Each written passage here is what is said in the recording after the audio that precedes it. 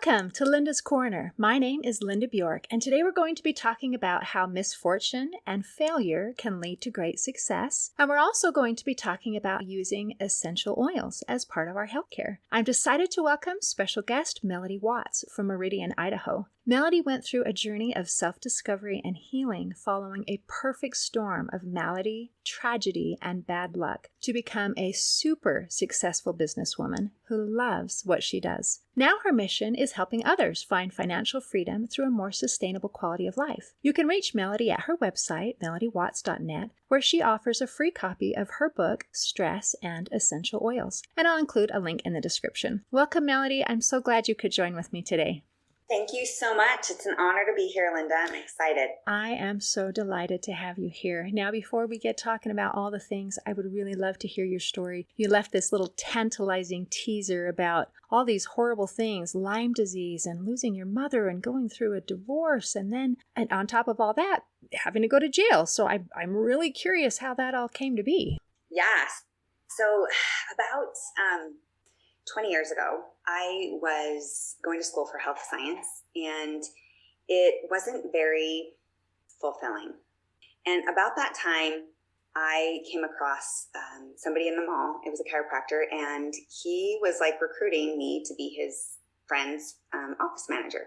And so I went in and I became this office manager for this chiropractor, and I learned so much about natural healing. And the big thing, he would take me to seminars, and I would learn about, radiology and neurology, and then I would learn about marketing and all these things. And I was like, this education, like being taught by doctors who have been successful, this is so much better than college. I was like, I should be paying for this, right?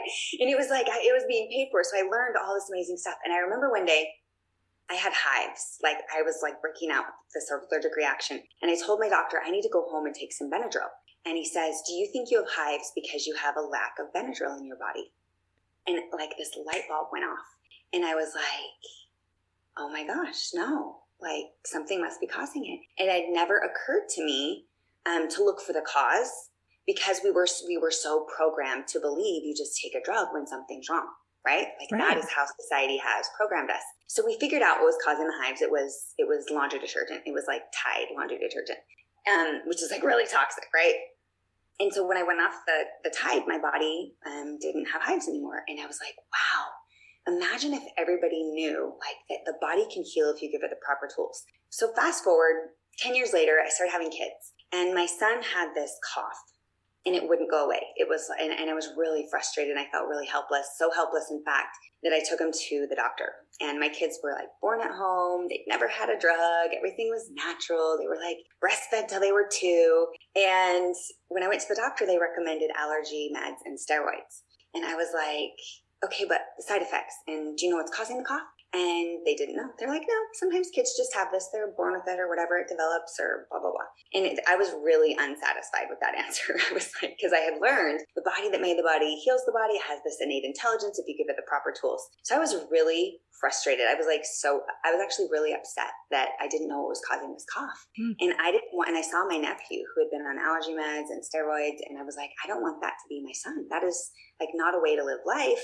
If you can give it, if there is an alternative. So I was like praying for this alternative, and I came across doTERRA essential oils, and somebody told me to put them on his feet and my chest. And at this point I would have done anything. Like I would have done jumping jacks on my table. I would have tried anything. So I put it on his chest and his feet, and he slept through the night without coughing.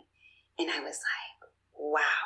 And then I gave it to my sister, and she used it on my nephew, and his oxygen saturation went from 86 to 100 in 10 minutes. And his oxygen saturation had never been above 96 since he was a baby. And he was at 100% saturation. He never went to another ER visit again after that. And so I got really passionate about teaching people how to use plant-based solutions in their home. And then shortly after, I was diagnosed with Lyme disease. And about this time, my then husband and I were struggling to make ends meet. And I was doing real estate on the side. And it was around the time of the crash of 2008. And after the aftermath of the crash of 2008, it was about 2011. And this is when the government was like, researching and holding people accountable, and, like banks were getting in trouble and people were getting in trouble. And they came and they knocked on my door. I was literally like nursing my 9-month-old. They knock on my door and they're like, this was actually 2009. And it took 2 years for the whole process. So they knock on my door and they're like, hi, do you know why we're here? And I'm like, no. And they're like, well, it turns out you overstated your income on a home loan. And we know that millions of Americans did this, but you are like a really high profile real estate agent. And government wants to make an example out of you. Like totally blunt, like Wow, they just told you that straight out, huh? They were like, we're targeting you. And I was like I was freaking out. And so, of course, from that moment on, the next 2 years, it was like investigations and discovery, and like you overstayed your income on this home loan, and then it foreclosed, and blah blah blah. And I was like, oh my gosh, I didn't overstate my income. Like the bank told me this is how much money I was going to make based on my real estate, and I gave them my tax returns, and I gave them this. Like, why would they say I was lying? I didn't lie. Bank lied, and they filled out the application, right? And I'm freaking out. Well, it turns out it's not the bank's fault if you sign the application. Oh, really? Okay. Yeah, turns out. Well, it actually just depends on who they're targeting. And in this case, they were targeting me, not the bank. Like in some cases, they targeted the bank. But in this case, they were targeting me. Everything the government does is super strategic. And they do it for a reason. And they knew that I was a good target. And they wanted to make an example out of people who overstate their income. And the only reason I didn't make that is because the market crashed. I had 20 million in real estate listings. And if they would have all sold, I would have made easily multiple six figures that year. Well, I only made, I think, like 90,000 or 100,000 that year. But the application was like 300,000, right? And it was like the bank who coached me. They're like, yep, this is what we're going to put because you have this and home sell in about 60 days and blah, blah, blah. It was this whole thing. But the government didn't care about that. They were like, we don't care. Like no emotion. I was like, but I have babies. They're like, we don't care. They do not care. Okay. And so I was like, can you give me probation? And they're like, we don't care. So it was just like bad. So when I was sentenced, they actually based the sentencing guidelines on how much money the bank lost. And the bank lost a little over $300,000. It was $1 million home that cut in value about half. Right. So it went from being worth about 1.2 million to about 600,000 in like a matter of a few months. So I ended up having to pay the banks off. So I've paid them in full, like every last time, like they've been paid. Okay. But I had to, I was sentenced to 15 months in a federal prison. And the day I was sentenced, I was like really in shock. And then about an hour later, my husband told me he was leaving me. So it was like... On the same day? On the same day. Like within an hour of being sentenced, my husband, he was like waiting for me to be sentenced because I took the fall for the family. Like even though we were both on the application, we decided to like have me be the one to take the fall so that he could continue doing real estate, that he, could provide for the family. And then I would be in trouble and I'd probably be less likely to go to jail because I was the wife. Well, they didn't care about any of that. So he left me within an hour of me being sentenced. So I was like in double shock. Oh, wow. So I go to prison. It's 10 hours away from my kids because it's a federal prison, not a state. And I was really devastated. It was like the hardest thing I've ever been through in my life. But in that process, so a few miracles happened, and I ended up getting out at 7.5 months and was able to be in a halfway house next to my kids. So I was able to see my kids a lot more. But that journey really helped me discover a lot of things about myself. And I came out really strong. It made me really strong in my mind and really soft in my heart, that whole experience. Within a few months of getting out of prison, my mom died in a tragic car accident. And she was actually the number one caretaker for my kids because my ex-husband actually moved away. Wow. To a different state and left my kids there with my parents. So my kids had just really gone through a lot of loss and a lot of grief in a very short period of time at a very young age. So me just wanting to be a mother, and I didn't even want to work. I was having to work because we needed the money. And I was really devastated that my kids had to go through something like that. It was really devastating for me. So fast forward to when my kids were 3 and 6 now. I'm out of prison and my kids are 3 and 6. My mom dies in this car accident and I had nobody to watch my kids to go work. So I was dropping my daughter off at a daycare every day. And one day I picked her up and she'd been crying like the whole 6 or 7 hours I was gone. Her face was beet red from crying. She'd just been bounced around too many times. And I remember picking her up and just looking at her face and, just thinking she must have thought I was not coming back or, I don't know what I was thinking dropping her off at a daycare so I could go to work because emotionally it was not something she could handle. And so at that moment I decided there has got to be a way that I can work from home, be here with my kids and provide for them without being on government assistance and just be empowered. So I decided at that point I was not going to go to work, that I was going to work and start my own business. So I started teaching people about essential oils and plant-based solutions. Even though I really didn't believe in network marketing, I really believed in empowering people with plant-based solutions. And I saw so many mothers so frustrated the same way that I was frustrated with earaches and sore throats and sleeplessness and headaches and all the things that people just go through that makes them exhausted and overwhelmed and stress and anxiousness. And so I just started giving people essential oils to try and people were amazing results. And I thought I could really do something with this. And so very quickly, I was one of the top reps in the company and I was making 6 and 7 figures.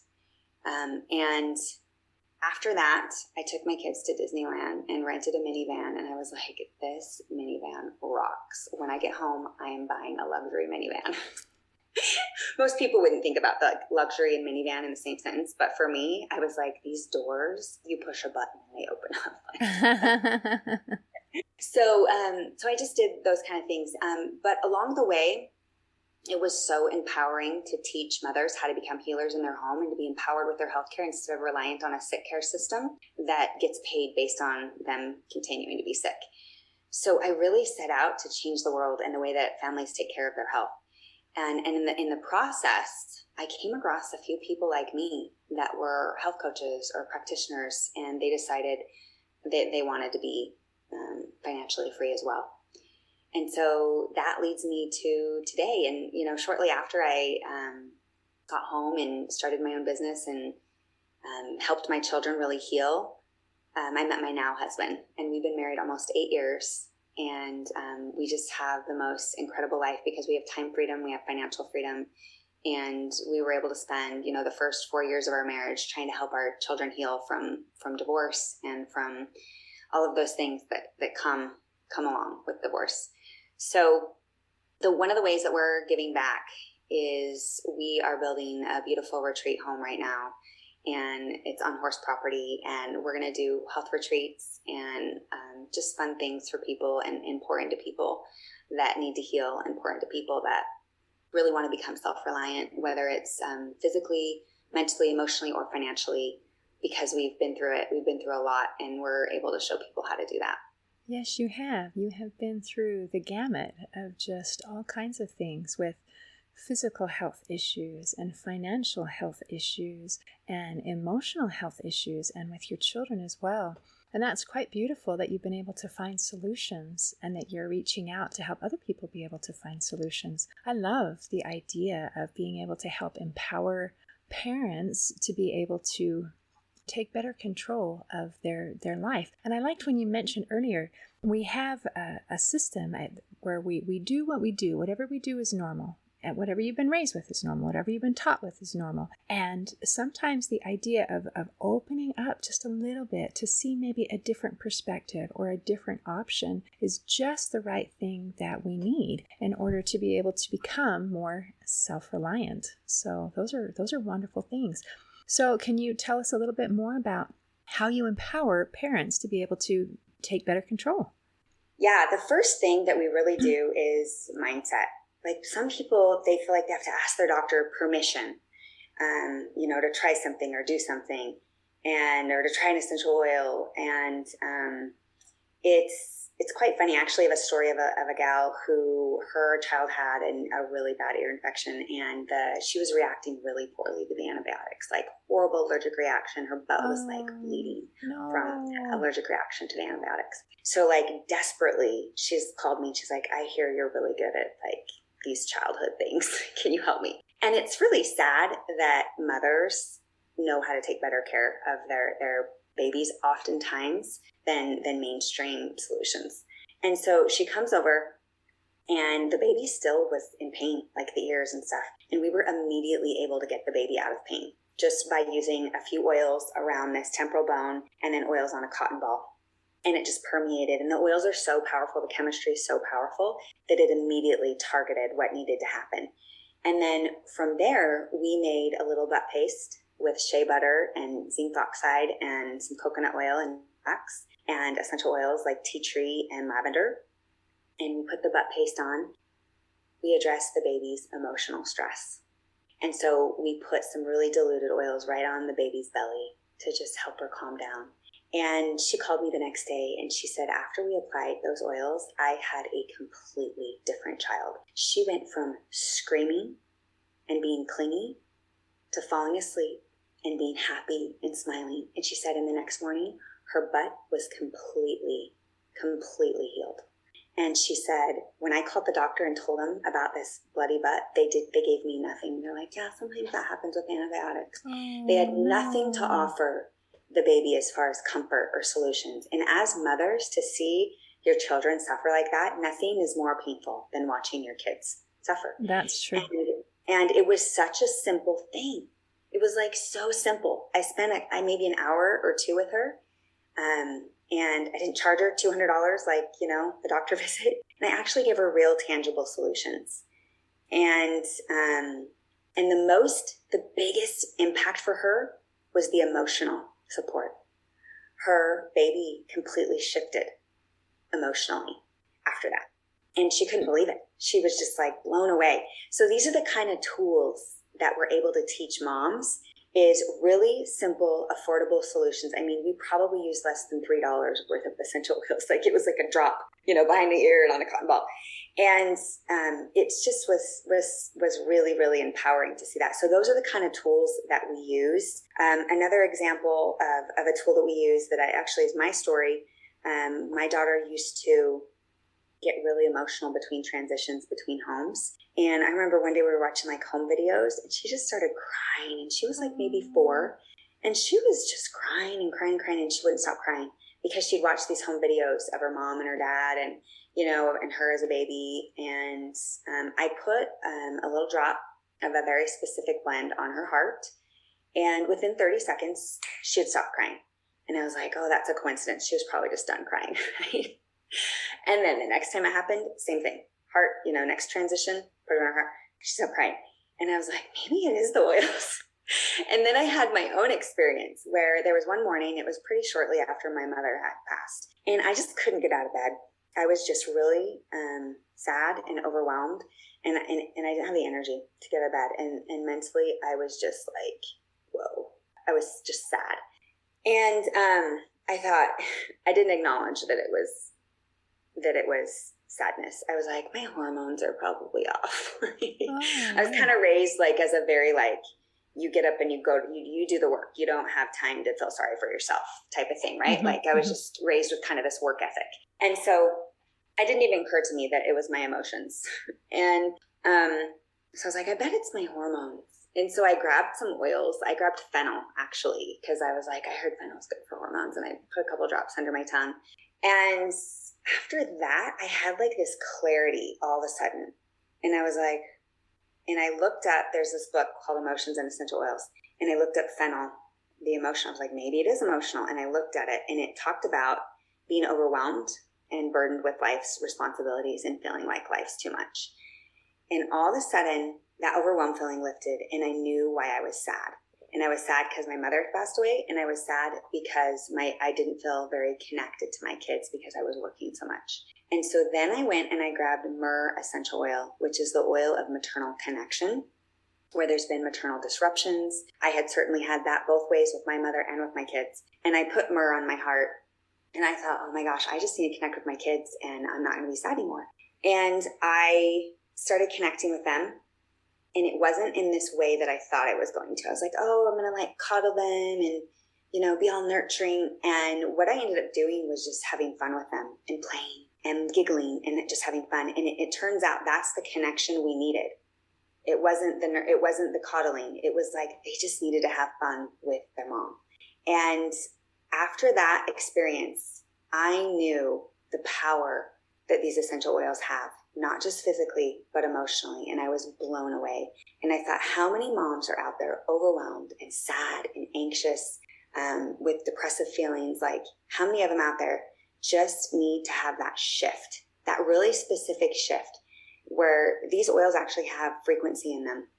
They have a frequency, they have an earth frequency, they have a plant frequency to them. And they actually go in and can shift emotional tones in the body, because emotion is energy in motion.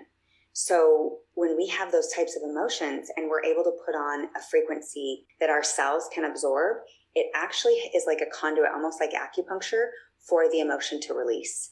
And so that is another example of how we empower people. The third way that we empower people is through environmentally. People are consuming a lot of toxins. That's true. So whether that's the number one toxin people consume right now is herbicides and pesticides. It is so toxic to the nervous system. It is so toxic to the digestive system. It disconnects people. It ruins their immune systems. It leaches, it chelates minerals out of their bodies. And it literally destroys their immune systems. And they don't realize it because the EPA has said it's totally safe. So that's literally the number one toxin people use around their homes and in their neighborhoods. People worry about GMO food. Like, you are getting so many more toxins from your yard and from your neighbors than you are from your GMO food. It is ridiculous the amount that you're getting. You're getting like trace amounts in your food. This is like, you're full on getting the full amount. And so that's the number one toxin. So I teach people how to use oils environmentally for their weeds, for pest control, for their skincare, for the deodorant. I get cleaners out of their home, like bleach, interferes with iodine absorption. You know, thyroid medication is the number one medication prescribed in the United States. People are just using chemicals that ruin their thyroid. So I teach people how to get the chemicals out of their home and use cheaper, safer, more effective solutions. Because automatically when it's cheaper, you think like, oh, it's probably not going to work as good. Right. But then people are like, I used that On Guard on my stainless steel and it worked better than the cleaner. I used like a drop. It sparkles now. And I'm like, yeah, and it's probably healthy for you to like breathe that in because they're antioxidants, whereas the chemicals are like free radical damage. Like they steal receptor sites. Everything you consume on your skin, that you breathe in, that you eat, and everything you consume in your mind. So even like social media, everything you consume affects your health and your DNA. It tells your DNA how to behave. And so I've made it a point not to consume social media first thing in the morning, because I don't want my DNA to be told things are scary, you're not safe, conflict, chaos. Because when you're consuming stuff like that, that's what you're telling your DNA. And so then you go into survival mode. You go into fear-based. You go into focusing on yourself instead of others. And so I tell everything you consume, from your mind to what you breathe in, to what you put on your skin, to what you eat, tells your body how to behave. And so we want to constantly be telling our body and our cells how to behave healthy. And the cool thing about essential oils is at their core, when you're using pure essential oils, don't use like the grocery store brand and the fly-by-nighters that have come up to like make a buck online. Use the ones that have dedicated their lives to pure essential oils. Use those type of companies. That's why I chose doTERRA. But at their core, essential oils turn off bad DNA and turn on good DNA. That is what they do. So like frankincense destroys mutated cells. Frankincense also helps replicate healthy cells. So it's just, at their core, they just do amazing things. And the cool thing is they're right outside our door. Like, they're in nature. doTERRA actually means gift of the earth. Oh, that's and lovely. It's truly like this gift that we have. And if you look at the chemistry and essential oils, like you put them under a microscope, they're full of chemical constituents with structure and organization.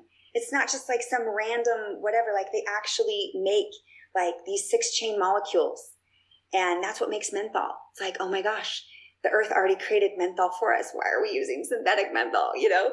So it's just, it's to give people that mindset, to show people We teach them, like, you actually have these amazing tools right at your fingertips. You don't have to rely on a sick care system. And just the shift in empowering people here, it changes their entire life. It not only helps them take care of their family's healthcare, but it changes the way they interact with their relationships. It changes the way that they're able to make money. It changes the way that they're self-reliant. It changes the way that they go from fear to faith. It changes everything when you're able to take care of your family's healthcare yourself.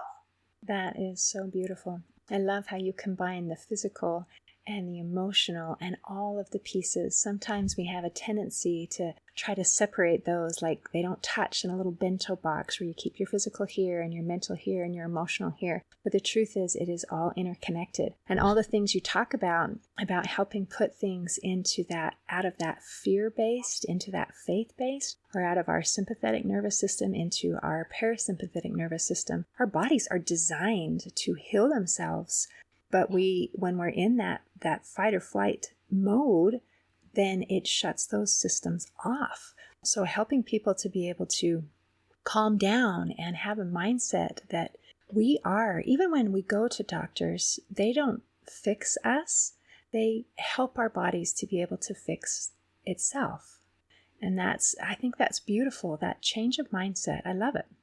Yeah, and obviously, like, emergencies, I'm not talking about emergencies. Like, go to the hospital if you're having an emergency, Sure. But yeah, just for everyday health concerns, it's so important to have the knowledge. Knowledge is power. Knowledge will set you free. The truth will set you free. And we've been lied to for a really long time about what health is and what health isn't. And that it doesn't matter what you eat and, those kind of things. It's just, so it's about just taking the veil of of lies and just seeing the truth for what it is. Wow, that's interesting. So what is health to you when you say that health is a lie? What they're saying, health is a lie? Well, they're talking a lot about the immune system. A lot of people out there are saying, this is the only thing that can curb, a pandemic. And by all means, if you're feeling sick, go to the doctor, because sickness is not an event. Health is not an event. But if you look at the germ theory says this: if you're exposed to germs, you get sick. But they found out that that's not the truth. They found out that germs only thrive in a good host. So how do you become a bad host for germs?